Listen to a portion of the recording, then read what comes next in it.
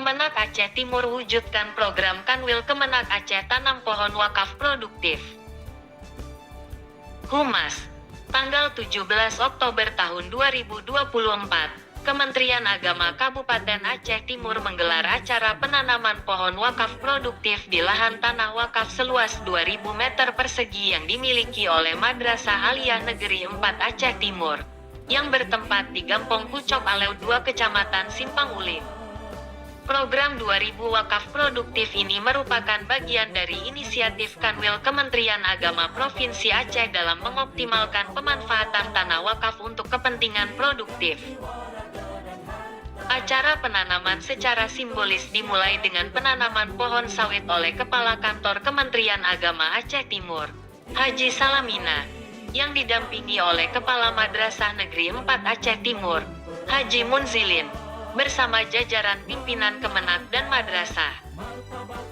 Dalam ungkapan, Haji Salamina menekankan pentingnya menjaga lingkungan melalui pemanfaatan tanah wakaf untuk kepentingan produktif.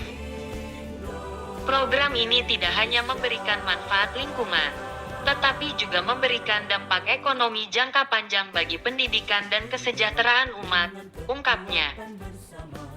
Ia juga menambahkan, kita tidak hanya berbicara soal penghijauan semata, tetapi juga tentang bagaimana memanfaatkan potensi tanah wakaf untuk kesejahteraan umat.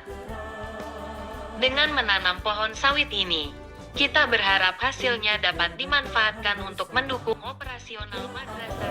Hari ini kita melakukan penanaman pohon sawit di tanah wakaf milik MAN 4 Aceh Timur.